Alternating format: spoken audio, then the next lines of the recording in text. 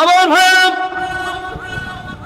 নবীজির কলিজার টুকরা সাহাবী হযরতে আব্দুল্লাহ বিন আব্বাস রাদিয়াল্লাহু তাআলা আনহু বলেন, শাম তথা সিরিয়ায়, দেশের নাম কি?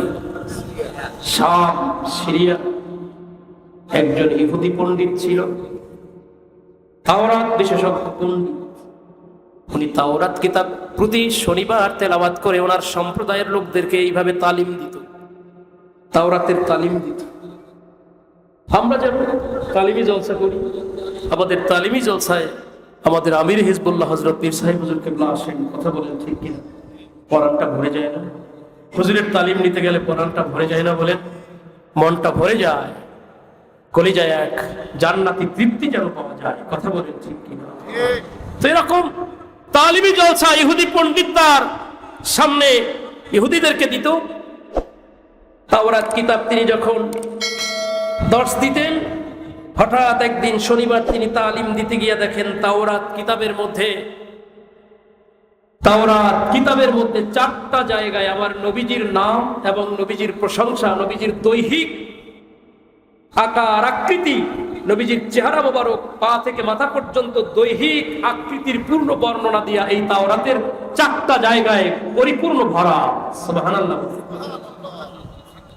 ভদ্রলোক গর্জে উঠছে, চিন্তা করে তাওরাত কিতাবের মধ্যে আমাদের নবীর নাম বাদ দিয়া আর কোন এক নবী শেষ জামানায় আসবে, তার এত প্রশংসা, এইটা আমি মানতে পারি না। এই 4টা জায়গা থেকে তার নাম কাইটা আমি আগুন দিয়া জ্বালাই। নাউজুবিল্লাহ বলবেন না? কার সাথে বেয়াদবি? আমার নবীর সাথে। আগুন দিয়া পুইরা দিব। ভালো কথা, আগুন দিয়া পুইরা দিবে। 4টা জায়গার থেকে কেচি দিয়া আবার নবীজির পবিত্র নাম মোবারক এবং নবীজির প্রশংসার জায়গাগুলো কেটে আগুনে জ্বালায় তুলে দিয়েছে। পরের সপ্তাহ শনিবার আবার তাওরাত কিতাব তালিম দেওয়ার জন্য লোকজনকে সামনে নিয়ে বসছে। সামনে গিয়ে বসে তাওরাতের পৃষ্ঠা উল্টায় আর দেখে গত সপ্তাহে ছিল 4 জায়গায়, এখন দেখা যায় 8টা জায়গায় নবীজির নাম ও প্রশংসা লেখা। কর্তৃত জায়গা তো ভরেই গেছে, আরো 4 জায়গায় বেড়ে গেছে, আরো 4টা জায়গা বর্ধিত হয়ে গেছে। উনি আবার এই 8টা জায়গা থেকেই কাটছে। নাউজুবিল্লাহ বলে কাইটা আবার আগুন দিয়া জ্বালাই দিছে। আগুন দিয়া জ্বালানোর পরে উনি পরের সপ্তাহে যখন আবার তাওরাত নিয়ে বসছে, তাওরাত কিতাবের মধ্যে দেখে 12 জায়গায় আমার নবীজির নাম প্রশংসা লেখা। কয় জায়গায়? যত কাটে তত বাড়ে না কমে? বইয়ের থেকে বাদ দিতে পারে না, তাওরাত কিতাব থেকে বাদ দিতে পারে না, বরং কাটলেই পারে, কাটলেই পারে। ইহুদির দিলের ভিতরে পরিবর্তন। ইহুদি এইবার সম্প্রদায়ের লোকদের কাছে গিয়া খুব কোমল ভাষায় বলতেছে, তোমাদের সামনে তাওরাত কিতাব পাঠ করতে গিয়ে মুহাম্মদ নামের এক ব্যক্তির নাম তোমাদের সামনে আমি বলেছি, তোমরা কি তারে চিনো? তার সম্বন্ধে তোমাদের ধারণা কি বলো? সম্প্রদায়ের লোক বলে তিনি একজন মিথ্যাবাদী। আসতে বললেন কেন? নবী কি মিথ্যা বলছেন নাকি? বলেন। নবীজি বলছেন মুনাফিকের আলামত হলো 3টা। মুনাফিক কথায় কথায় মিথ্যা বলে, আর নবীজি কোনোদিন মিথ্যা বলেন নাই। এ মুমিন ভাইরা, আল্লাহ পাকের প্রিয় নবী রাসূল পাক সাল্লাল্লাহু আলাইহি ওয়াসাল্লামের পবিত্র নাম প্রশংসা 12 জায়গায় দেখা ইহুদি এইবার মনে মনে চিন্তা করতেছে, আমি যদি বারবার কাটি একটা সময় হয়তো আসতে পারে পুরা তাওরাত কিতাবটাই মুহাম্মাদের প্রশংসায় ভরে যাবে। হতে পারতেছে আর কাটবে না। সম্প্রদায়ের লোকদের কাছে আকৃষ্ট হয়ে গিয়া বলে মুহাম্মদকে, সে একজন মিথ্যাবাদী। নাউজুবিল্লাহ বলে সে তোমার কাছে আসবে না, তুমি তার কাছে যাইবে না, এটাই তোমার জন্য কল্যাণজনক। ভদ্রলোক বলে তোমরা আমারে বাধা দিও না, আমারে যাইতে দাও, আমি তার কাছে যাব, আমারে বাধা দিও না। দিলের ভিতরে খবর হয়ে গেছে আমার আল্লাহর পক্ষ থেকে হেদায়েতের নূর কলবে ঢেলে দিয়েছে। হে মুমিন ভাইরা,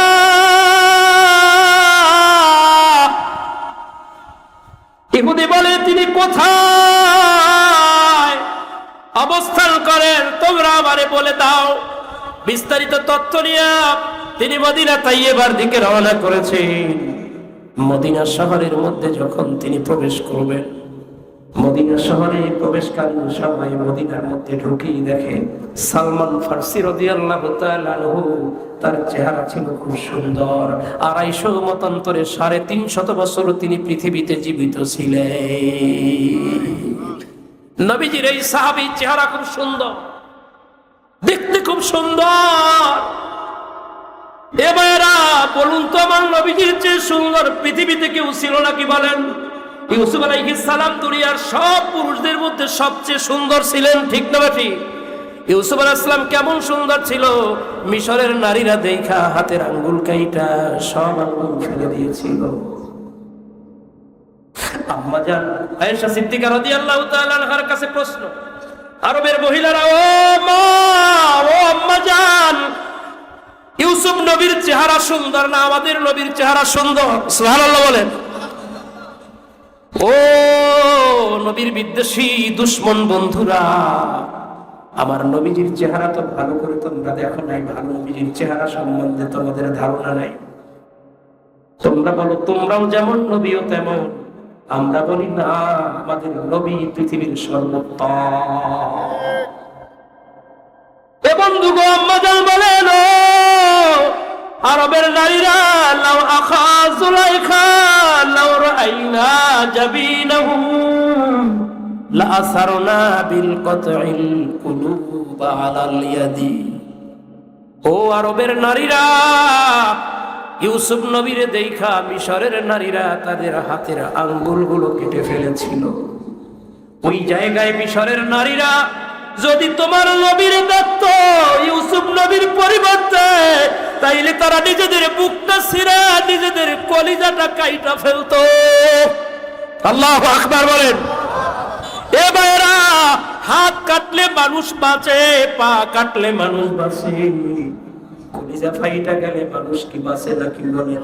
আম্মা জান বলেন, আরবের নারীরা যদি ওই মিশরের নারীরা তোমার নবীরে দেখতো, নিজেদের বুকটা ছিঁড়া কলিজাটা কাইটা টুকরা টুকরা করতো, তাইলে বোঝেন আমার নবীজি কত সুন্দর। হযরতে আবু হুরায়রা রাদিয়াল্লাহু তাআলা আনহু থেকে বর্ণিত হাদিস, আবু হুরায়রা রাদিয়াল্লাহু তাআলা আনহু বলেন, মা রাআইতু শাইআন আহসানা মির রাসূলিল্লাহি সাল্লাল্লাহু আলাইহি ওয়াসাল্লাম কাল্লা শামসা তাজরি ফি ওয়াজহিহি। আল্লাহর কসম, আল্লাহর জমিনের মধ্যে আমি নবীজির চেয়ে সুন্দর আর কোনো কিছুই দেখি নাই। সুবহানাল্লাহ। কান্না শামসা তাজরি ফি ওয়াজহিহি, নবীজির চেহারার মধ্যে যেন আল্লাহর আকাশের সূর্যের ঝলক লেগে যেত।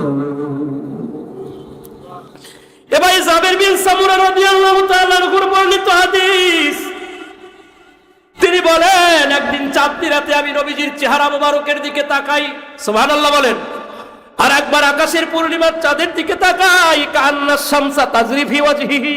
ওই সময় নবীজির কাঁধে একটা লাল চাদর ছিল, ওয়া আলাইহি হুল্লাতুল হামরা, লাল একটা চাদর ছিল। ফাইজা আহসানু ইনদি মিনাল কমার, আমার কাছে আকাশের ওই উজ্জ্বল চাঁদের চেয়ে আমার নবীজির চেহারাটা উজ্জ্বল মনে হয়েছে। সেই নবীজি এবারে নবীজির নাম মোবারক কাইটা আগুনে পুইরা দিছে, রওনা দিছে। সালমান ফারসি রাদিয়াল্লাহু তাআলা আনহুর সঙ্গে দেখা। সালমান ফারসি রাদিয়াল্লাহু তাআলা আনহু এইবার ও মুমিন ভাইরা গিয়া সালাম দিছে। উনি মনে করছে এই বুঝি নবী হবেন, বলছে আসসালামু আলাইকুম ইয়া মুহাম্মদ। সালমান ফারসি রাদিয়াল্লাহু তাআলা আনহু শুই নাই, চোখের পানি ছেড়ে দিয়ে কান্না শুরু করে দিলেন। আল্লাহু আকবার। কারণ হলো এর 3 দিন আগে, কয়দিন? সবাই বলেন, সবাই বলেন। আমার সাথে রাগ করতেছে? কষ্ট হচ্ছে? কষ্ট হলেই বলবেন, আমি শেষ করে দিব। বাসার থেকে বারবার ফোন দেয়, তাড়াতাড়ি যাইতে পারলেই তো বাঁচলাম। আবার আগামী দিন যদি আল্লাহ বাঁচায়, সে অনেক দূর, বরগুনা একদম পটুয়াখালীর অনেক শেষ সীমানায় প্রায়, ছোট বগিতে আল্লাহর মেহেরবানি যদি আল্লাহ নেয় ইনশাআল্লাহ যাবো। তো ভাইয়ের আমার, আল্লাহ পাকের নবী রাসূল পাক সাল্লাল্লাহু আলাইহি ওয়াসাল্লামের এই উম্মত, আল্লাহ পাক তার হয়তো দিলটার মধ্যে হেদায়েতের নূর দিয়েছেন, যে কারণে তিনি এতটা অগ্রসর হয়েছেন। সালমান ফার্সিকে দেখা সালাম দিয়েই বলতেছেন, আপনি মুহাম্মদ। তিনি সাথে সাথে কান্না শুরু করে দিলেন। কান্নাকাটি করে করে মনে মনে চিন্তা করতেছেন, এই ভদ্রলোক কোত্থেকে আসছে জানি না। পরিচয় নিলেন। পরিচয় নেওয়ার পরে বলতেছেন, এখন যদি আমি মনে মনে চিন্তা করতেছেন, আমি যদি বলি নবীজি 3 দিন আগেই আমাদের থেকে বিদায় হয়ে গেছেন, তাইলে এই লোকটা আমাদের কাছে আর যাবে না, মদিনায় যাবে না, হেদায়েতের রাস্তা পাবে না। আর যদি আমি বলি নবীজি জীবিত আছেন, চলেন, তাইলে কথাটা মিথ্যা হয়। কথা বলেন, তাহলে কি হয়? জীবিত আছেন যদি বলি তাইলে তো মিথ্যা হয়। কৌশল করে বললেন, আপনি বরং আমার সাথে যদি যান, আমি নবীজির সঙ্গী সাথীদের কাছে আপনারে পৌঁছায় দিব। সুবহানাল্লাহ, এটার নাম হিকমত। নবীজি নাই তাও বললেন না, নবীজি চলে গেছেন তাও বললেন না, তারে নিয়ে গেলেন ভাওয়ার মজলিস, মসজিদে নববীতে। সাহাবায়ে কেরামরা শোকাহত, নবীজিকে নিয়ে বিভিন্ন ধরনের আলাপচারিতা চলতেছে। নবীজি চলে গেছেন, হযরত আলী রাদিয়াল্লাহু তাআলা আনহু মজলিসের মধ্যে বসা, অন্যান্য সব সাহাবায়ে কেরামরা বসা, সবার চোখ ভর্তি পানি। এই জায়গায় গিয়া তিনি ডাক দিলেন আবার, আসসালামু আলাইকুম ইয়া মুহাম্মদ। আপনাদের মধ্যে তো মুহাম্মদ আছে, আল্লাহর নবী, আমি আসছি আপনার সাথে একটু কথা বলবো। মুহাম্মদ কে আমি একটু জানতে চাই। মনে মনে চিন্তা করছেন, সবার মধ্যে চেহারা এক ব্যতিক্রম চেহারা হলো হযরত আলী রাদিয়াল্লাহু তাআলা আনহু। আলী রাদিয়াল্লাহু তাআলা ডাক দিয়ে বললেন, নিশ্চয়ই মনে হয় মদিনার বাহির থেকে আপনি আসছেন। আপনি কি জানেন না, গত 3 দিন আগে নবীজি আমাদেরকে শোক সাগরে ভাষায় তিনি পর্দা করেছেন। আপনি কোত্থেকে আসছেন? আমাদের ক্ষত জায়গার মধ্যে আবার নুনের ছিটা দিয়া আমাদের কলিজায় আগুন ধরাই দিলেন। আপনি কি জানেন না নবীজি 3 দিন আগে পর্দা করেছেন? আল্লাহু আকবার। নবীজি রওজা শরীফের মধ্যে হায়াতুন নবী। কথা বলেন ঠিক কিনা? এক শ্রেণীর মানুষ বলে নবীজি রওজা শরীফের মধ্যে মিশে গেছে, মাটিতে খেয়ে ফেলেছে। মিথ্যা কথা, মিথ্যা কথা। আমার নবী রওজার মধ্যে হায়াতুল নবী, জীবিত নবী। কথা বলেন ঠিক কিনা? ইন্নাল আম্বিয়া আহইয়াউন ফি কুবুরিহিম ওয়া হুম ইউসাল্লুন। আমার ভাইরা, একটা নির্ধারিত সময় দেওয়া হয়েছে, আমি ইনশাআল্লাহ এর মধ্যে শেষ করব। আমি এই সময়টুকুনের নোটিশ পেয়েছি, এই সময়ের মধ্যে শেষ করব। অল্প সময় বাকি আছে, আপনারা আছেন তো? আবার নবীজি রওজা শরীফের মধ্যে সশরীরে আছেন। কথা বলেন ঠিক কিনা? হযরত সাঈদ ইবনে মুসাইয়াব রাদিয়াল্লাহু তাআলা আনহু হাররার যুদ্ধে চলাকালীন সময়ে মসজিদে নববীর ভিতরে হাররার যুদ্ধে ইয়াজিদ বাহিনী মদিনার মুসলমানদের উপরে এমন তাণ্ডব চালিয়েছিল, মুসলমানরা ভয়ে মসজিদে নববীতে আসতে পারে নাই, আজান হয় নাই। হযরত সাঈদ ইবনে মুসাইয়াব রাদিয়াল্লাহু তাআলা আনহু মসজিদ থেকে বের হয়ে যাবেন, সেই সুযোগ নাই, শক্তি নাই। তিনি বুড়ো মানুষ, লাঠি বার করে হাঁটেন, সবাই চলে গেছে, তিনি যেতে পারেন নাই। মসজিদে নববীতে 3টা দিন তিনি বন্দী ছিলেন। এই 3টা দিন হযরত সাঈদ বিন মুসাইয়াব নামের নবীজির বুড়ো সাহাবী তিনি বলেন, আমি এই মসজিদে নববীতে 3টা দিন ছিলাম, মসজিদে নববীতে আজান হয় নাই, বাহিরের কোনো আজান শুনি নাই। তবে যখন নামাজের ওয়াক্ত হতো, তখন আমি নবীজির রওজা শরীফের ভিতর থেকে আজানের আওয়াজ শুনতাম। আল্লাহু আকবার বলেন। আসমাউল আযান ওয়াল ইকামাত মিন কবরিন নবী সাল্লাল্লাহু আলাইহি ওয়াসাল্লাম। আমি আমার নবীজির রওজা শরীফ থেকে আজানের সময় হলে আজান শুনতাম, ইকামত শুনতাম, আওয়াজ পাইতাম। নবীজির রওজা শরীফের মধ্যে নিজে দাঁড়ায় নামাজ আদায় করতেছে। অতএব বলেন, আমার নবীজির রওজা শরীফের মধ্যে হায়াতুন নবী কিনা? কথা বলেন, হায়াতুল নবী না মুর্দা নবী? আমরা বিশ্বাস করি হায়াতুল নবী। ঠিক কিনা বলেন? নারায়ে তাকবীর। নবীজির রওজা শরীফের মধ্যে হায়াতুন নবী। আমার ভাইরা, ভদ্রলোক হযরত আলী রাদিয়াল্লাহু তাআলা আনহু বললেন, আলী রাদিয়াল্লাহু তাআলা আনহু বলতেছেন, ভাই আপনি ভিন দেশের মনে হয়, আমাদের মনে কষ্ট বাড়ায় দিলেন। নবীজি তো 3 দিন আগেই আমাদের ছেড়ে পর্দা করছেন, অতএব আপনি কোত্থেকে আসছেন? বললেন, এখানে কি আলী আছে? বললেন, হ্যাঁ আমিই তো আলী। আল্লাহু আকবার বলেন। আলী রাদিয়াল্লাহু তাআলা আনহুকে তিনি বললেন, আলী গো, আপনি একটু মেহেরবানি করে আমাকে নবীজির কিছু বর্ণনা দেন। নবীজির চেহারা সম্বন্ধে বলেন, নবীজির চুল মোবারক কেমন ছিল একটু বলেন তো, নবীজির কপাল মোবারক সম্বন্ধে বলেন, নবীজির বুরু মোবারক সম্বন্ধে বলেন, পিশি বলেন, নাক মোবারক, চোখ মোবারক, নবীজির অঙ্গ প্রত্যঙ্গ, মাথার থেকে শুরু করে চুল মোবারক থেকে শুরু করে পায়ের নিচ পর্যন্ত নবীজির পূর্ণ দৈহিক একটা স্ট্রাকচার আমাকে একটু আপনি শোনায় দেন, একটু বর্ণনা করে শোনায় দেন। নবীজির এই পূর্ণ বর্ণনা শুনে ইহুদির চোখ থেকে সরসর সরসর করে পানি পড়তে শুরু করলো। ইহুদি চিৎকার করে বলল, আল্লাহর কসম, আল্লাহর কসম, আল্লাহর কসম, আলী গো, আপনি যা বলেছেন তাওরাত কিতাবে হুবহু আমি এভাবেই নবীজির বর্ণনা পেয়েছি। ইহুদি চিৎকার দিয়ে বলল, ও ভাই আলী, আমি আপনার কাছে জানতে চাই, আপনাদের কারো কাছে নবীজির পবিত্র জুব্বা মোবারক আছে কিনা? জুব্বা মোবারক আছে কিনা? বললেন, হ্যাঁ আছে। কার কাছে আছে? বললেন, আমার স্ত্রী নবীজির কলিজার টুকরা কন্যা ফাতেমার কাছে আছে। বললেন, একটু আনতে পারবেন? আমি আমার নবীজির পবিত্র জুব্বা মোবারক আমার নাকে মুখে লাগায় আমি একটু বরকত গ্রহণ করতে চাই। নবীজি বললেন, সালমান ফারসি যাও, ফাতেমার কাছে গিয়ে সালাম দাও, আর গিয়া তারে বলো নবীজির পবিত্র জুব্বা মোবারক যেন একটু সময়ের জন্য পাঠায় দেয়। তিনি গিয়া দরজার সামনে সালাম দিলেন। সালাম দিয়ে আমার নবীজির পবিত্র জুব্বা মোবারকের কথা যখন বললেন, ফাতেমা আওয়াজ করে বললেন, এমন কোন ব্যক্তি যে আমার বাবার জুব্বা মোবারক পরবে? বললেন, ফাতেমা গো, জুব্বা মোবারক পরবে না, বরং একজন ইহুদি আসছে, আবেগী হয়ে সে নবীজির জুব্বা মোবারক একটু দেখতে চাচ্ছে। নবীজির পবিত্র জুব্বা মোবারক নিয়ে হযরত সালমান ফারসি রাদিয়াল্লাহু তাআলা আনহু যখন হাজির হলেন, আলী রাদিয়াল্লাহু তাআলা আনহু হাতে নিয়ে জুব্বা মোবারক নিজের মুখমণ্ডলে মাসেও করলেন, মাথায় মাসেও করলেন, নিজের শরীরের মধ্যে বুকের সাথে মাসেও করলেন। এইবার একে একে সব সাহাবায়ে কেরামরা নবীজির পবিত্র জুব্বা মোবারক মাসেও করলেন। মাসেও করার পরে একবারে শেষ মুহূর্তে ইহুদির হাতে যখন চলে গেল, ইহুদি তাকায় দেখে নবীজির সেই জুব্বা মোবারকে খেজুর গাছের ছাল দিয়া 7টা জায়গা সেলাই করা।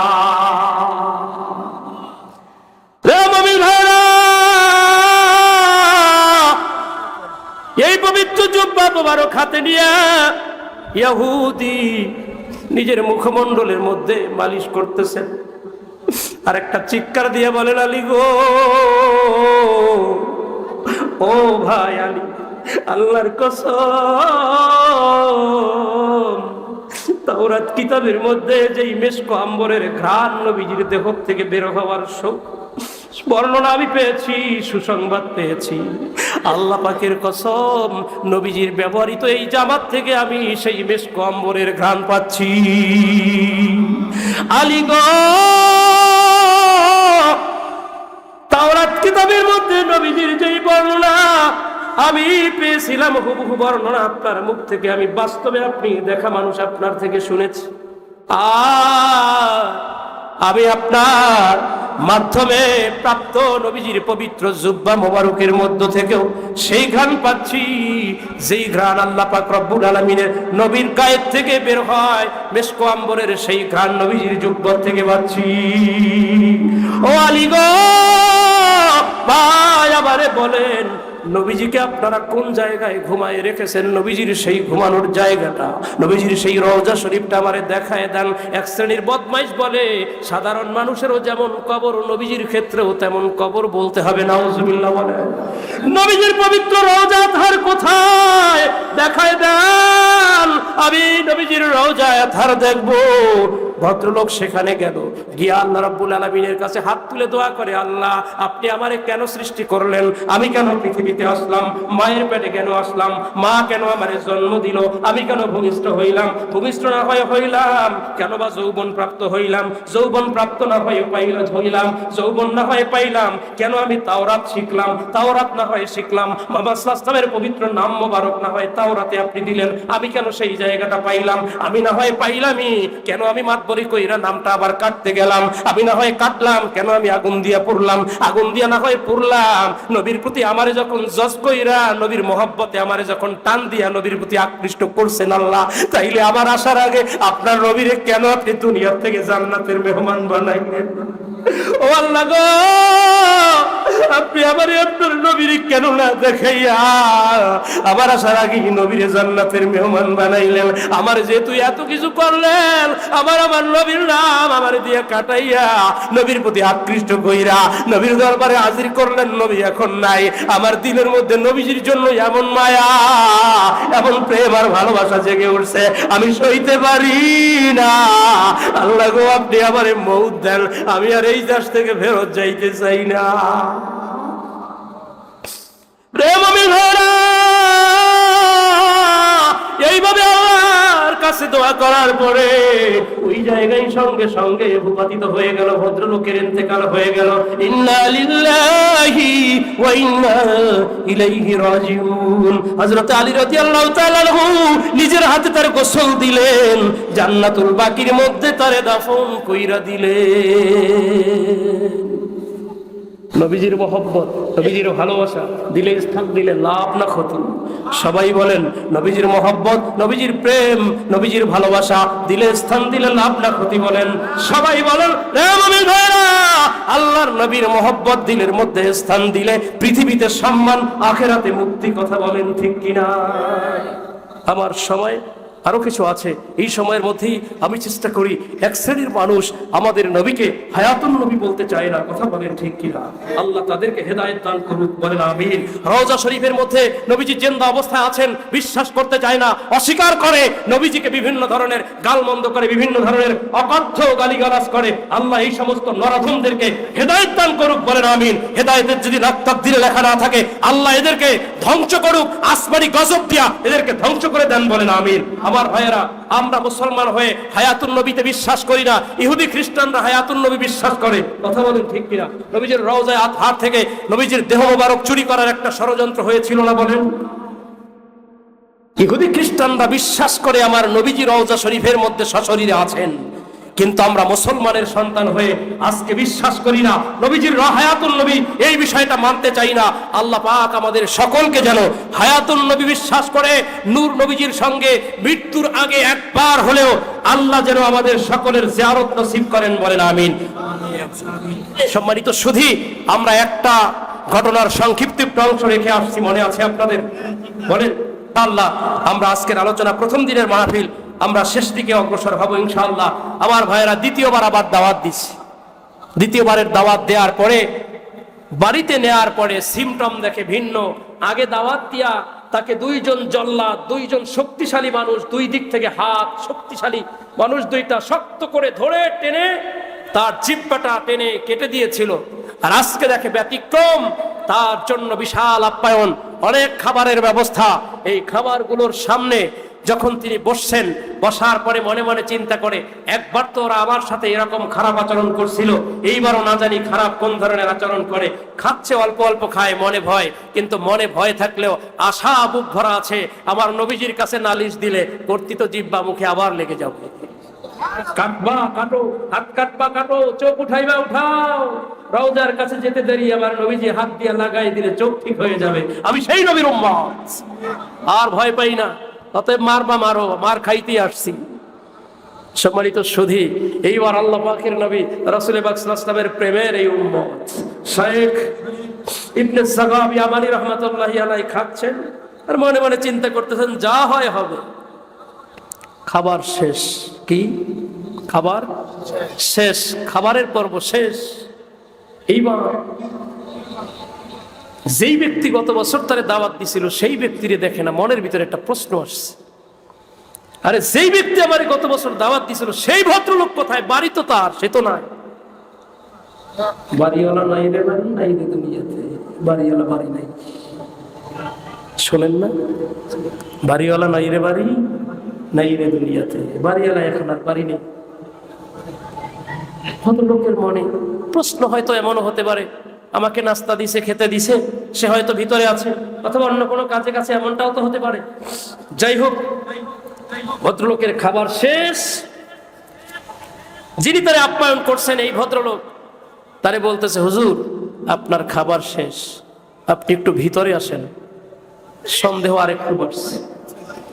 আগে না খাওয়াইয়া জিহ্বা কাটছিল, এইবার খাওয়াইয়া মনে হয় ভিতরে নিয়ে জিহ্বা কাটবে। কিন্তু কাটলেও জায়গা তো ঠিক, কথা বলেন ঠিক কিনা? যাইতে দেরি জিব্বা লাগবে, ঠিক কিনা? মনের আবেগ আশা ভিতরে নিয়ে গেছে, ভিতরে ঢুইকা তার চিন্তায় পরিবর্তন এসে গেছে। ভিতরে ঢুকে ছেলেটা তার পা জড়ায় ধরে কান্না শুরু করে দিছে। আল্লাহু আকবার বলবেন না? পাশেই দেখতেছে একটা বানরের গলায় শিকল দিয়া রশি দিয়া বাঁধা, শিকলের রশি, শিকল দিয়া বাঁধা, সাধারণ রশি না, পাটের রশি না, শিকল দিয়া বাঁধা একটা বানর তার পাশে বাঁধা। বানরটা এইভাবে শায়েখ ইবনে সাগাব ইয়ামানি রাহমাতুল্লাহ আলাইহির দিকে তাকাইয়া চোখের পানি ছেড়ে ছেড়ে কাঁদতেছে। কিন্তু বানর তো কথা তো বলতে পারে না। ছেলেটাও কাঁদে, বানরটাও কাঁদে।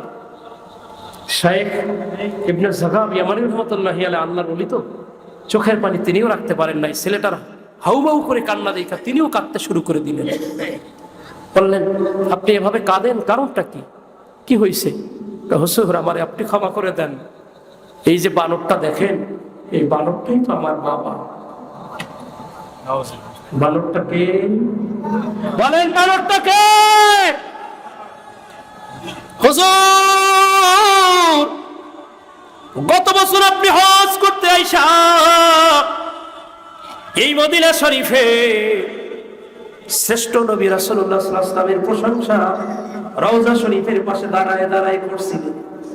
আবু বকর ওমরের প্রশংসা করছে, আমরা সিয়া আমার বাবা আবু বকর ওমরকে প্রশংসা করছেন বলে আপনার বিদ্বেষী হইয়া আপনারে আমাদের ঘরে দাওয়াত দিয়া আপ্যায়ন না কইরা আপনার জিহ্বা কাইটা আপনারে তারাই দিছিল, আর বলছিল যদি নবীর ক্ষমতা থাকে জিহ্বা যেন লাগায় দেয়। যা হুজুর, আপনারে ঘর থেকে নামায় দেওয়ার পরে আমার বাবার সঙ্গে সঙ্গে বানর হয়ে গেছে।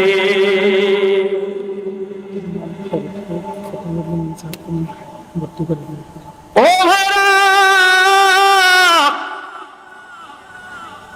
এই কথার পরে যুবকটা বলে, হুজুর, সেদিন থেকে শুরু করে বছরের মাঝখানে প্রতিদিন আমি মদিনা তাইয়্যিবায় যাইতাম। আপনি উমরা করতে আসেন কিনা? না, বছরে উমরা করতে আসেন নাই। হজের সময়ও প্রতিদিন আমি গিয়া ওখানে দাঁড়ায় থাকি, দেখি আপনাকে আমি পাই কিনা। হুজুর, বহু কষ্টের বিনিময়ে আপনারে আমি পেয়েছি, আপনি আমারে মাফ করে দেন, আমার বাবারে ক্ষমা করে দেন। ও ভাইরা, আল্লাহর নবীজির সাথে দুশমনি করলে তাদের পরিণতি এমনই হবে, কথা বলেন ঠিক কিনা? বন্ধুগণ, নবীজির সাথে দুশমনি করা যাবে? কথা বলেন, দুশমনি করা যাবে? সম্মানিত সুধী, আজ প্রথম রজনী, সে হিসেবে আজ অনেক বেশি না হলেও যেহেতু আজকে বক্তা ছিলাম আমরা দুইজন, মাওলানা সালাউদ্দিন সাহেব, তিনি যদিও এখানে প্রধান বক্তা ছিলেন, ব্যস্ততার কারণে তিনি আগে আলোচনা করে চলে গেছেন।